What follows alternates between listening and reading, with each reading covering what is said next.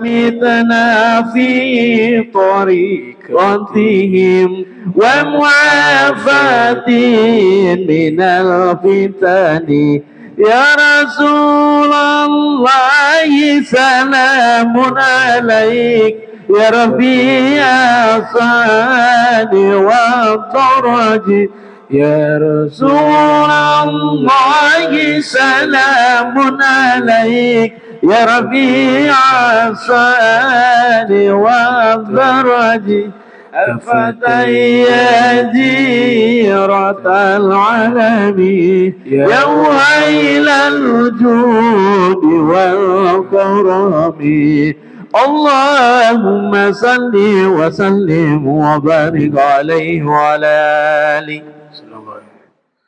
الفاتح إلى روح سيدنا وحبيبنا شفيعنا رسول الله محمد بن عبد الله وعلى آله وأصحابه وأزواجه وذريته وإلى حضرة النبي محمد صلى الله عليه وسلم الفاتحة.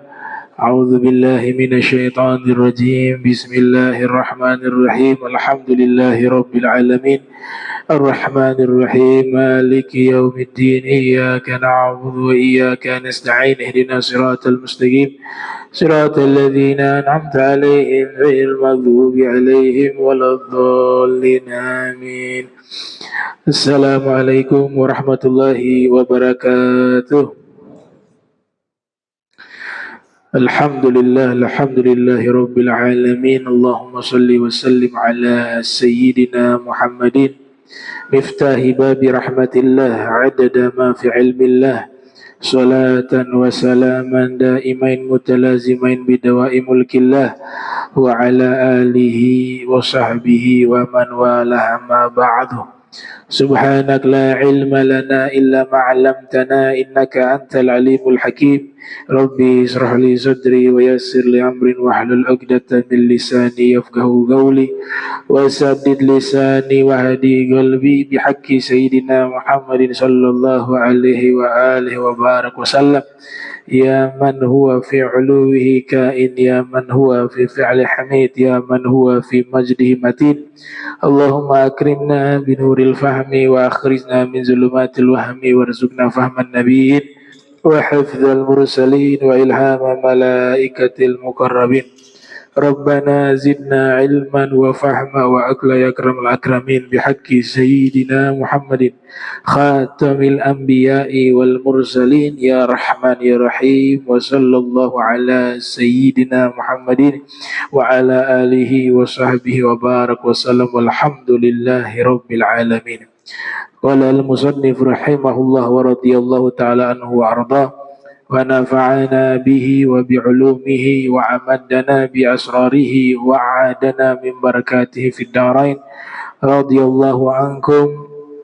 باب الاستحام في الأذان. Alhamdulillah, puji syukur kehadirat Allah, salawat salam senantiasa tercurahkan kepada junjungan mulia Nabi tercinta Nabi Yuna Muhammad sallallahu alaihi wa alihi wa barak wasallam beserta seluruh keluarga beliau, sahabat beliau dan umat beliau yang senantiasa melaksanakan ajarannya hingga akhir masa nanti.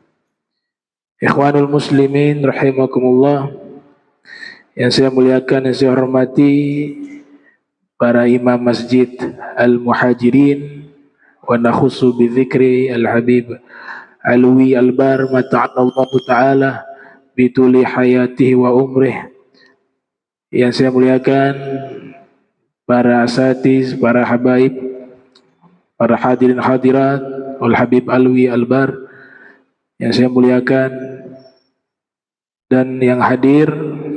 Mudah-mudahan Allah Ta'ala berikan kita sehat wal afiyah fi ta'ah wal ibadah. Amin ya rabbal alamin. Sebelum kita mengkaji kajian mukhtasar Sahih al-Bukhari, mungkin terlebih dahulu kami sampaikan terkait masalah yang relevan saat ini, apalagi mendekati pemilu,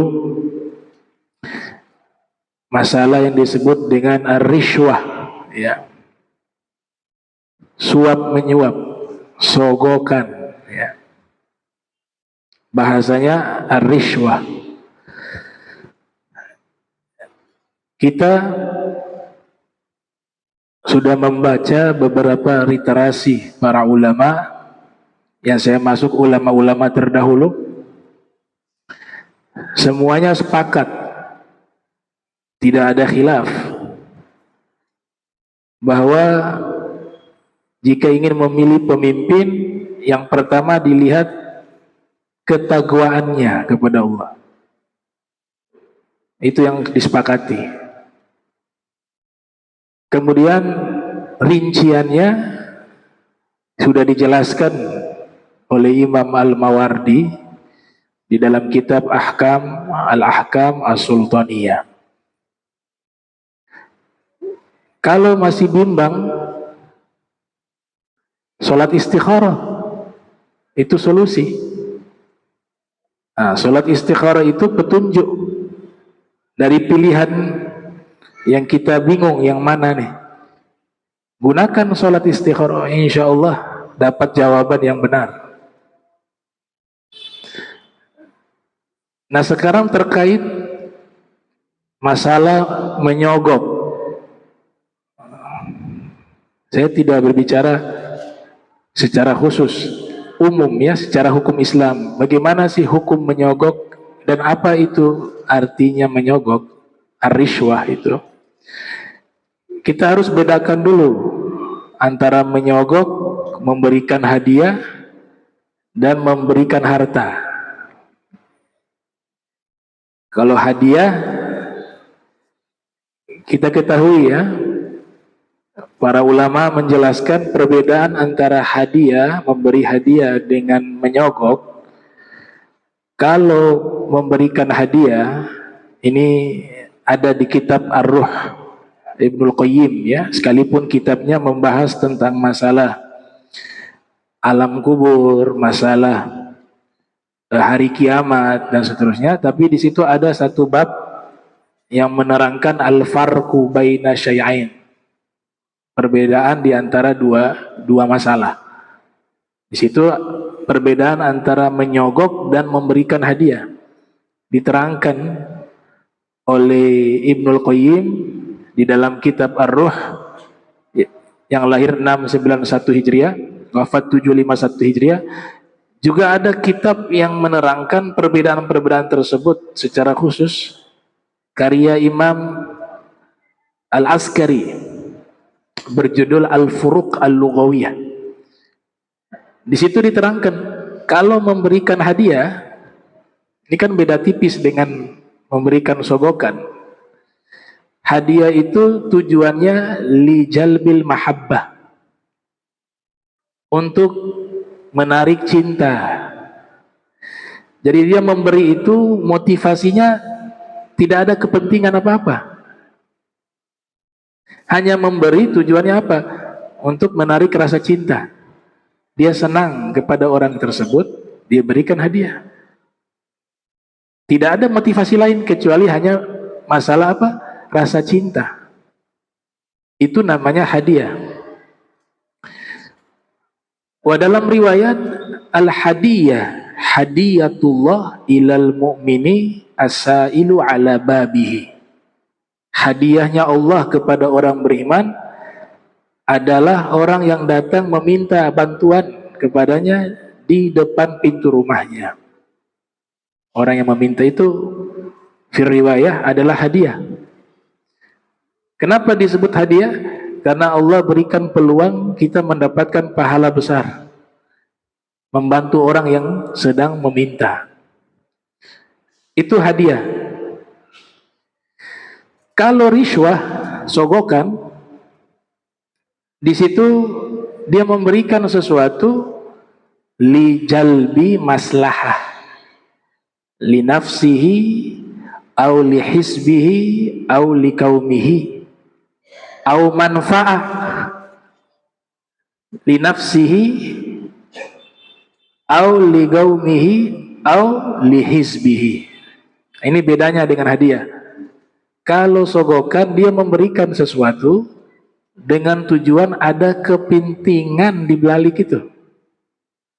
Bukan karena cinta, tapi ada kepentingan. Ada tujuan tertentu. Ya.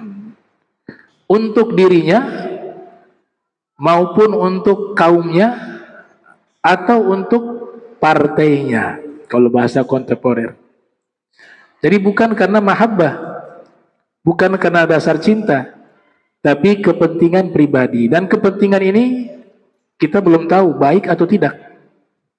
Kalau kita tahu kepentingan ini nanti membawa kepada kepentingan yang di dalamnya tidak ada kebaikan, justru adanya keburukan, maka tentu itu dilarang. Dan secara umum sogokan itu dilarang secara umum, ya. Itu namanya riswah. Ada istilah di dalam Al-Quran namanya badlul mal, memberikan sesuatu kepada orang lain dengan tujuan bukan untuk pribadi, bukan untuk mendapatkan cinta orang tersebut, tapi level yang lebih tinggi lagi. Dia memberikan sesuatu kepada orang lain untuk menarik orang berbuat baik, untuk mengajak orang mengenal Allah, untuk mengajak orang mengenal agama Islam. Ini bukan sogokan, ini namanya badlul mal, dan itu kemuliaan. Jadi misalnya ada satu kegiatan, satu majelis ta'lim, cara dia mengajak mereka masuk ke majelisnya, dia berikan sarung, diberikan uang. Ini saya kasih uang ya, 100.000, saya kasih sarung. Untuk apa? Ada waktu hadir di majelis. Ini bukan sogokan, ini mulia, karena dia mengajak bukan untuk pribadi dia, gak ada kepentingan pribadi. Dia ngajak orang untuk kepada Allah dan Rasul. Itu disebut badlul mal.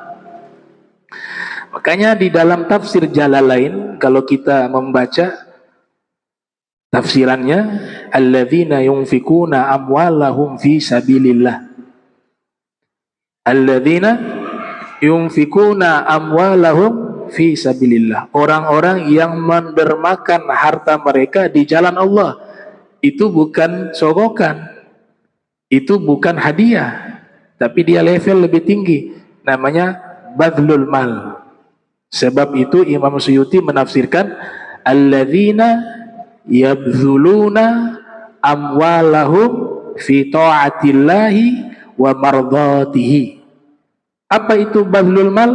Mereka memberikan harta kepada orang lain dengan tujuan mengajak orang lain taat kepada Allah dan meraih ridhonya Allah Subhanahu wa taala. Ini beda tuh.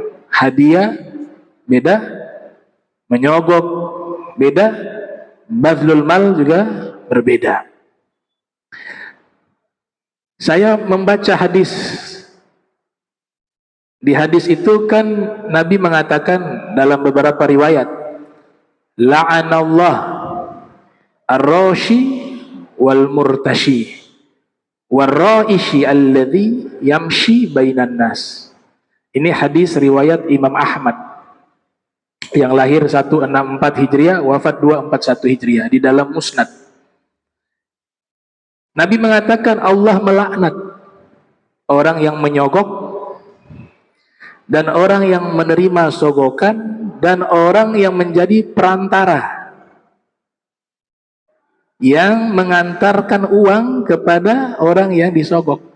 Jadi 3 orang ini kena nih, yang menyogok, yang disogok, dan yang membawa sogokan. Yang membawa uang sogokan itu juga disebut dalam hadis Nabi, laknat, Allah melaknat mereka. Dalam riwayat yang lain disebut ar-rashi wal murtashi finnar, yang menyogok dan yang disogok berada di dalam neraka. Baik. Ternyata di dalam penjelasan para ahli hadis, yang dimaksud di hadis tersebut, orang yang menyogok dan yang disogok berada dalam neraka, itu kesimpulannya dua. Yang pertama, ibtalul haq. Yang kedua, tahqiqul batil. Dia sogok dengan tujuan membatalkan kebenaran. Contoh kasus, hakim. Dia sudah tahu nih orang ini benar. Pengacara, dia tahu nih orang ini salah. Kita ke hakim dulu. Nabi buat sensus al-qadiyani finnar wal qadi finnar fil jannah. Al-qadiyani finnar wal qadi fil jannah, atau dalam riwayat al-qadi fil jannah wal qadiyani finnar. Perbandingan hakim, dua masuk neraka, satu masuk surga. Artinya apa? Ini bahasa nubuah nih, bahasa kenabian. Bukan berarti menjinggung profesi hakim. Ulama juga banyak yang menjadi hakim, ya. Hakim yang adil mulia, hakim yang benar itu mulia. Tapi hakim yang mempermainkan hukum, Nabi sensus dengan bahasa nubuah, dua masuk neraka, satu masuk surga. Artinya hakim itu paling banyak masuk nerakanya. Dan tidak mungkin Nabi mengatakan itu keliru. Tapi ada yang masuk surga juga, ada. Wah, yang masuk surga ini dia punya derajat mulia, tinggi, karena tidak mudah memutuskan hukum. Hadis tadi berbicara dengan contoh ini. Yang pertama, ibtalul haq. Dia sudah tahu orang ini benar, tapi dibayar oleh oknum sehingga dia putuskan itu bersalah. Itu namanya masuk uang tadi apa? Sogokan tadi ya. Masuk hadis ini.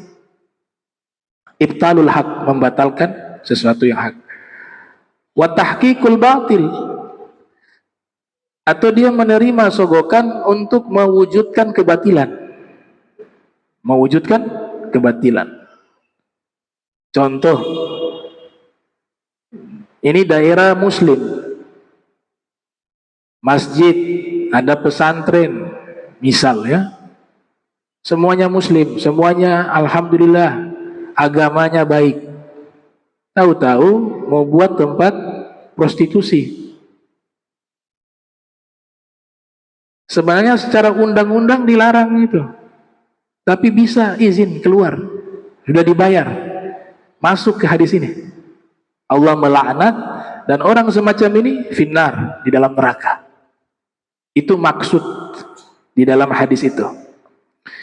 Sekarang ditarik ke masalah kita menerima, atau ada orang menerima sogokan untuk memilih sesuatu yang sudah jelas salah. Misal ya, ini ada calon presiden, calon raja dah, ya. Kita tahu nih bahwa ini tidak benar, tapi karena dibayar kita milih. Berarti masuk kepada apa tadi? Tahqiqul batil, mendukung kebatilan. Masuk juga ke dalam hadis. Atau kita tahu nih, ini calon yang ini baik, calon ini bertakwa kepada Allah, tapi karena dibayar, jangan milih dia ya. Berarti ibtalul haq, membatalkan kebenaran. Sudah tahu ini benar, kita batalkan karena sebab itu namanya menyogok. Ada yang bertanya, Ustaz, bagaimana kalau kasih hadiah ke guru sebelum terima rapot? Ya, masuk di mana tuh? Riswah, nyogok. Pasti itu dikasih karena sangkut paut apa? Ini mau isi nilai nanti nih. Secara kejiwaan pengaruh. Secara kejiwaan, itu ilmu psikologi itu. Pas baca anaknya yang ngasih hadiah 10 juta. Waduh, dia kasih 10 juta. Di bawah alam sadar itu pengaruh secara jiwa. Sudah yang tadinya nilainya sebenarnya sesuai dengan yang ada dari nilainya itu 60, karena sebab teringat 10 juta masuk kantong hadiah, akadnya kan hadiah, hanya sudah sesuai jumlahnya 10, 100 10 juta ya 100, walaupun niatnya hadiah. Dan saya rasa di undang-undang Indonesia kan ada istilah itu, apa, gratifikasi atau apa itu ya. Ya itu dalam Islam masuk ke situ memang. Kalau hadiah bagaimana? Sudah selesai terima rapot, sudah kasih nilai, baru kamu datang kasih. Iya kan? Baru kasih, itu hadiah. Karena gak ada kepentingan. Gak ada maslahat li nafsihi, au li gaumihi, au li hizbihi. Itu perbedaan hadiah, menyogok, dan badlul mal. Badlul mal ini luar biasa. Dulu ulama-ulama terdahulu, Imam Sufyan Ats-Tsauri itu mau dilantik jadi hakim. Beliau menolak menerima jabatan itu, tapi dipaksa. Akhirnya beliau hijrah dari Irak, hijrah ke Yaman. Lari karena menghindari jabatan. Di zaman itu tidak aneh, karena ulama-ulamanya benar-benar mukhlisun, kemudian waro, takut terhadap hukum Allah. Tapi kalau dibawa di zaman kita itu aneh. Kasih jabatan lari. Di zaman kita terbalik. Semuanya pengen mengejar jabatan. Ada yang berbicara, kami ingin menjadi pemimpin sebagaimana pemimpin-pemimpin Islam di zaman dulu, seperti Khalifah Umar ibn Abdul Aziz. Ada yang begitu bicara ke saya begitu. Saya bilang berat, susah. Kenapa? Karena kalau mau ikut misalnya Khalifah Umar ibn Abdul Aziz, ketika sebelum menjabat, beliau itu punya usaha juga. Selain sebelum jadi khalifah, jadi gubernur di kota Madinah Al-Munawwarah. Punya usaha, uang beliau itu yang banyak itu dari hasil usaha. Ketika dilantik menjadi khalifah, memimpin hanya 2 tahun, jatuh miskin. Jadi kalau mau ikut Khalifah Umar ibn Abdul Aziz, ketika dia menjadi gubernurkah itu, presidenkah itu, kalau mau ikut mereka, rekeningnya berkurang. Rekeningnya berkurang. Kalau ada pemimpin model begini, itu berarti ngikut ulama-ulama, pemimpin-pemimpin terdahulu. Ketika memimpin justru jatuh miskin. Kenapa? Karena hartanya diberikan kepada rakyat untuk maslahat. Kalau sekarang rekeningnya bertambah,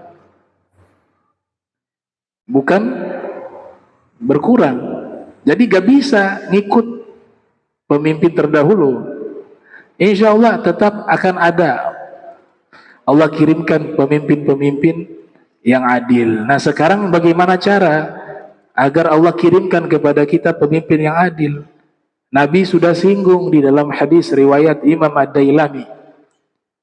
Kita ini yang harus perbaiki diri juga.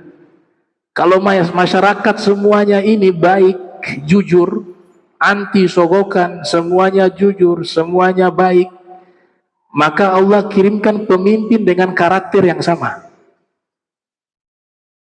Kalau kita lihat banyak yang korupsi, ya karena masyarakat juga banyak yang tidak jujur. Itu bukan bahasa saya, bahasanya Nabi. Nabi mengatakan, kama takunu yuwalli alaikum. Sebagaimana keadaan kalian, maka begitu juga keadaan pemimpin kalian. Sebagaimana kualitas kalian, maka begitu juga kualitas pemimpin kalian. Sebagaimana kebanyakan dari kalian banyak yang tidak jujur, maka Allah akan kirimkan pemimpin yang tidak jujur. Sebagaimana keadaan kalian banyak yang menzolimi orang, maka Allah akan mengirimkan pemimpin kalian yang zolim. Berarti kita juga harus berbenah. Mau mengharap pemimpin yang ideal, yang sempurna, sedangkan kita sendiri sebagai masyarakat jauh dari kesempurnaan, maka akan sangat sulit Allah menghadirkan pemimpin yang baik kepada kita. Itulah bahasa hadis, kama takunu yuwalli alaikum. Sebagaimana kualitas kalian, begitu juga kualitas pemimpin kalian. Itu yang pertama. Kita bisa lihat ada pemimpin yang Allah kirim kepada masyarakatnya, pemimpin yang zalim, itu sebab perbuatan kita sebagai masyarakat. Di dalam hadis dikatakan dalam kitab Nasaihul Ibad, sayati zamanun ala ummati yafirruna minal ulama wal fuqaha, saya betalihimullah bi thalathi baliyatin. Akan datang satu zaman menimpa umatku, mereka jauh dari para ulama, jauh dari para fuqaha. Fuqaha, ulama-ulama yang sering mengeluarkan fatwa hukum agama.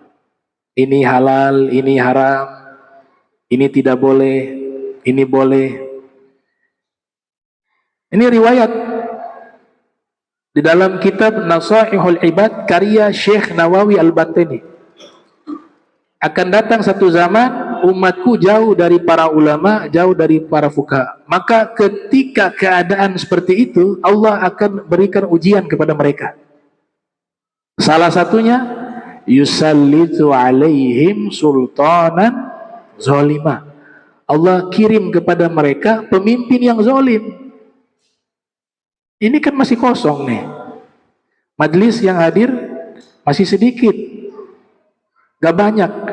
Kalau mau pemimpin adil, setiap ada majelis di masjid penuh, itu ternate akan Allah kirim pemimpin yang adil. Satu Indonesia di sensus, semuanya masjid penuh dengan kebaikan, orang dekat dengan ulama, senang mendengar ilmu agama, senang mendengar nasihat. Se-Indonesia di sensus, mayoritas masjid penuh. Walaupun tidak semua ya, kebanyakan penuh. Kebanyakan umat Islam ini mayoritas di dunia, terbesar di Indonesia. Tapi kalau dihitung itu masih sedikit yang senang majelis macam ini. Kalau dia penuh semua cinta dengan ilmu agama, cinta dengan ilmunya Rasul, dia taat, dia dekati ulama, dia belajar kepada para ulama, Allah yang nyatakan, sebagaimana mereka jauh, saya kirimkan pemimpin yang zalim. Maka ketika mereka dekat dengan para ulama, mereka ahli taat, mereka ahli taqwa, ahli ilmu, senang kepada ilmu, maka Allah yang akan mengirim pemimpin yang adil. Nah itu. Jadi ada dua sisi kita harus lihat. Di situ dikatakan yusallitu alaihim sultanan zaliman. Kemudian ada jaminan di dalam Al-Quran. Law anna ahlal qura amanu wattaqau la fatahna alaihim barakatin minas samai wal ard. Ini bahasa penegasan dari Allah. Seandainya dalam satu wilayah, satu kota, satu daerah, mereka mayoritas orang-orang yang beriman dan taat kepada Allah, bertakwa kepada Allah, pasti, ada kata pasti. Huruf lam itu artinya pasti. La fatahna. Lam li taukid. Pasti kami bukakan keberkahan-keberkahan baik dari langit maupun dari bumi. Ini. Dan bagian keberkahan yang Allah bukakan, Allah kirimkan kepada kita pemimpin yang adil. Kata adil itu luas ya. Takwa, taat, akhlaknya baik, cinta kepada rakyat, peduli kepada rakyat. Ya. Itu. Contoh yang konkret itu Khalifah Umar ibn Abdul Aziz, hartanya habis jadi presiden, jadi khalifah, harta habis. Beli kain kafan gak cukup, uangnya gak cukup beli kain kafan, padahal jabatannya pernah jadi gubernur, pernah jadi khalifah. Itu sama seperti zaman sahabat, gubernur di Syam Abu Ubaidah tuh, di zaman khalifah Umar bin Khattab. Si Umar suruh sensus, coba cari di wilayah Syam, coba sensus orang-orang fakir miskin yang berhak menerima zakat. Di sensus di Syam ditulis mana orang-orang yang berhak terima zakat. Sudah disensus seluruhnya, pergi ke Madinah, diberikan data tersebut. Sayyidina Umar bin Khattab baca. Ketika baca terkejut, kok nama gubernur masuk? Gubernurnya masuk ke dalam data orang yang berhak menerima zakat. Ditanya, ini nggak salah.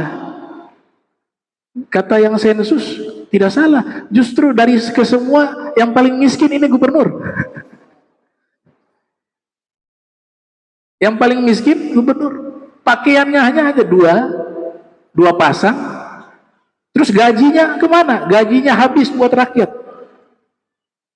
Makan beras miskin di zaman itu.